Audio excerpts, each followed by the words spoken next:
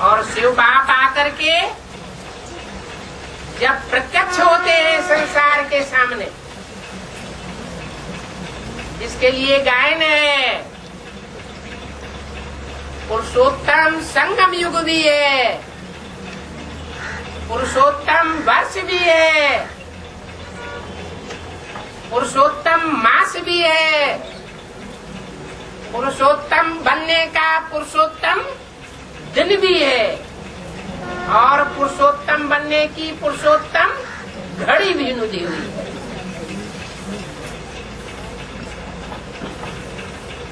वो एक सेकंड जिस आत्मा के लिए पहले पहले निमित्त बनता है, उसके लिए गायन है।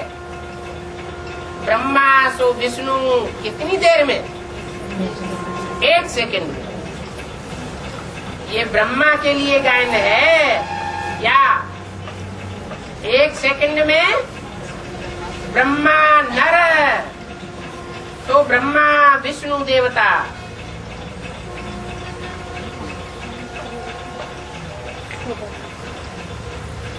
ये बुद्धि में बात परिवर्तन कब होती है? जब कृष्ण उर्फ ब्रह्मा की बुद्धि में ये पक्का बैठ जाए कि गीतापति भगवान मैं नहीं हूँ, मैं तो यज्ञ के आदि में भी गीता माता का बच्चा बना था और अंत में भी जब प्रत्यक्षता होगी तो ये पक्का बुद्धि में बैठ जाएगा कि मैं गीता माता का बच्चा हूँ, पहला बच्चा। अभी तो गीता माता पूरी ही खंडित की हुई। गीता माता जो सारे जगत की माता है, वो गीता माता ही जब खंडित हो जाए तो दूसरी माताएं क्या बचेंगी? सवाल ही पैदा नहीं होता। सब माताएं असुरों के द्वारा खंडित हो जाती है।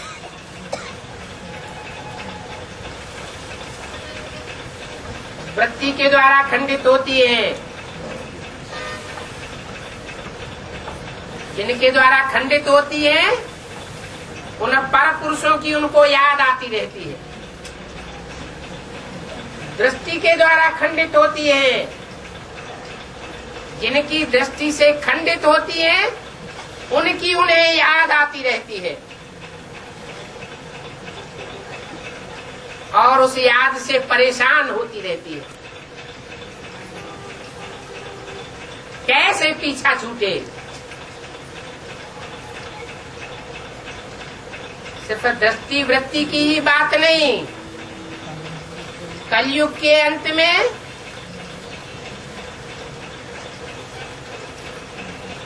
वाचा से भी विचारणी बनती रहती है।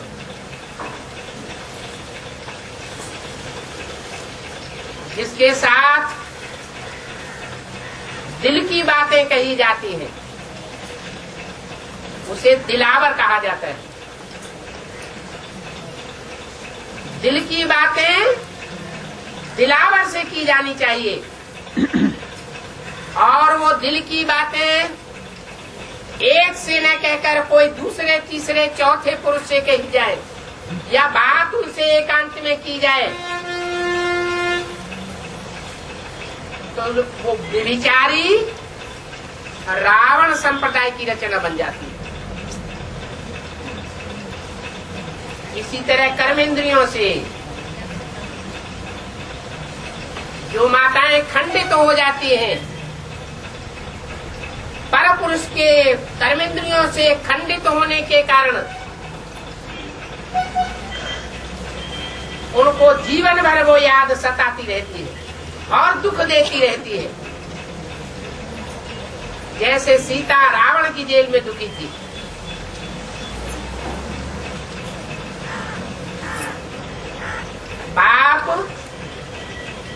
शिव इस सृष्टि पर आकर के इस विचार को बंद करा देते हैं। टाइम लगता है, जम दे जाम दे नहीं हो सकता, हथेली पर आम नहीं उगाया जा सकता।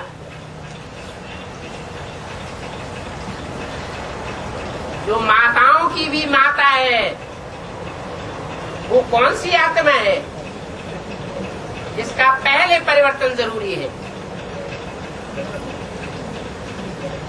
माता का सबसे बड़ा गुण कौन सा होता है? सहन शक्ति, जिसको जगदम्बा शरीर के रूप में नाम दिया। उसने सहन शक्ति का पाठ बजाया या कोई दूसरी आत्मा ने बजाया? ब्रह्मा की सोल ने सहन शक्ति का पाठ बजाया। जो सहन शक्ति रूपी गुण सब गुणों का राजा है, तो कौन सी आत्मा सब माताओं की माता के रूप में पाठ बजाने वाली हुई? ब्रह्मा की सोल। वो सोल है, वो आत्मा है, और जगदम्बा तो शरीर है। शरीर का नाम है जगदम्बा, और उसमें जो सोल प्रवेश करके कार्य करती है वो हुई ब्रह्मा। दो आत्माएं हैं, एक जड़त्वमयी पाठ बजाती है। उन जड़त्वमयी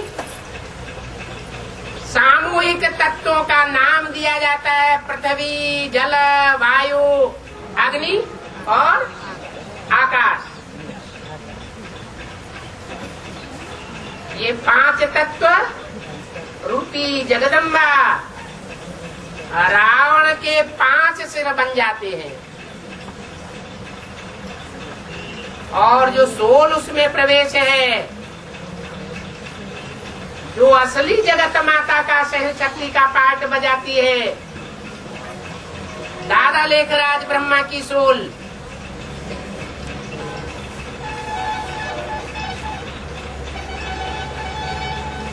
वो उन 5 तत्वों को कंट्रोल करने वाला,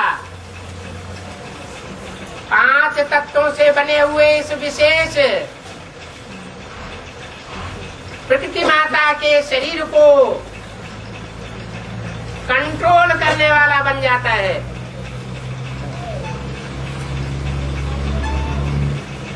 और विकृति पैदा करता है संसार में।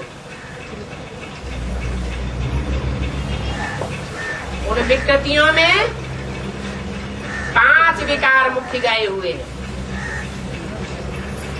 जो रावण के पहले सिर माने जाते हैं। प्रकृति स्त्री स्वरूप है, और रावण के सिर पुरुष रूप है। काम, क्रोध, लोभ, मोह, अहंकार, ये 10 विकार, और उनके अधीन रहकर चलने वाली वो मंद बुद्धि, जड़ बुद्धि, मंदोदरी, ये रावण का रूप बन जाता है। इस रावण की चक्करी से बच करके रहना,